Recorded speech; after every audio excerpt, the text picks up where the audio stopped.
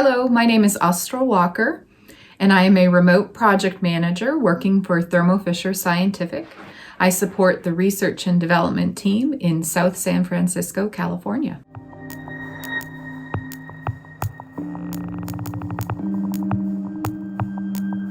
When I first found out I was pregnant, I was very excited. I was also very nervous, as I believe it's a huge responsibility to bring a child into this world. I imagined having a healthy pregnancy.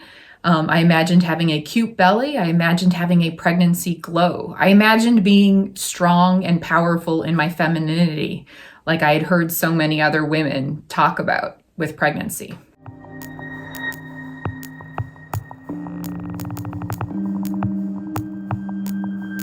In my first pregnancy, I didn't have any risk factors for preeclampsia, other than the fact that this was my first pregnancy. I later learned that my paternal grandmother may have given birth early, but this wasn't something that was happening in my family today. I was a person who prided myself on being healthy, living an active lifestyle. I was passionate about diet and always made an effort to be active and outside. I had no reason to believe that this pregnancy would be unhealthy.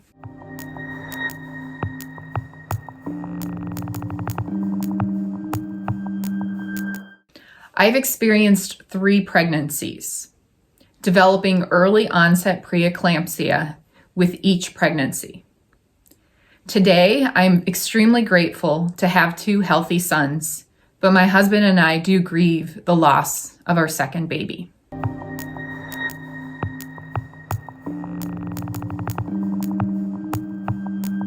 I first found out that I had preeclampsia at a routine checkup. I was, I believe, 24 weeks along, and I had a high blood pressure reading. So I was asked to do a spot urine protein and was sent home with a 24-hour urine protein kit. When I returned to the office a week later, after completing my urine collection, I was 17 pounds heavier, and my blood pressure had once again increased and was told to go immediately to the hospital. After hospitalization, my blood pressure was stabilized, and I was able to stay in the hospital on bed rest for 2 weeks before my baby started showing signs of distress. I began getting headaches to the point where they were unmanageable, and then once I started vomiting, the decision was made to deliver my son. My son was born at 28 weeks and 2 days via emergency C-section.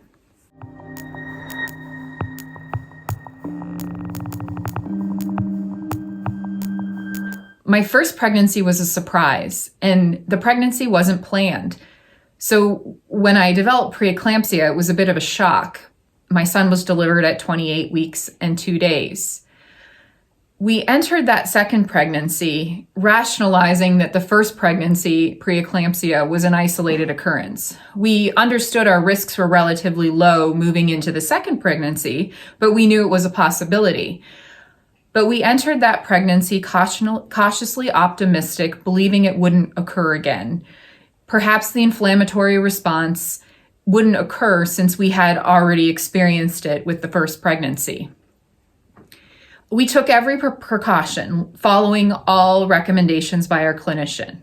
I took aspirin. We understood that this was a risk, and we were disappointed that the standard of care hadn't changed.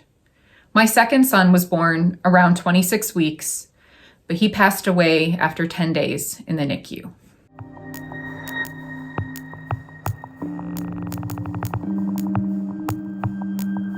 Shortly after entering my third pregnancy, the coronavirus pandemic began and the world stopped.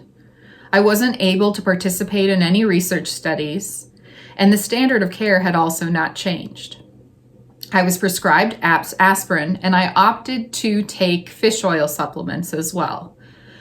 I rested more as I was home during the pandemic, and I made an effort to focus on diet and lifestyle as I had in my previous 2 pregnancies. In my third pregnancy, I developed early onset preeclampsia as I had in my prior 2 pregnancies, but this time I was able to rest more. My pregnancy did progress into early onset preeclampsia, as it had in the previous 2 pregnancies. But my baby boy was born at 30 weeks and 6 days, and he's now a healthy baby boy.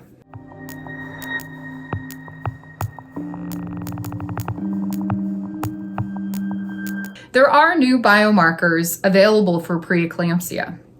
And unfortunately, the opportunity to measure these biomarkers was lost in my pregnancies. I believe by making biomarkers available to pregnant women for screening, and by also making them available to clinicians for scientific observation, we could gather the data we need to make new discoveries and develop new treatments that could help improve pregnancy outcomes for women and their babies.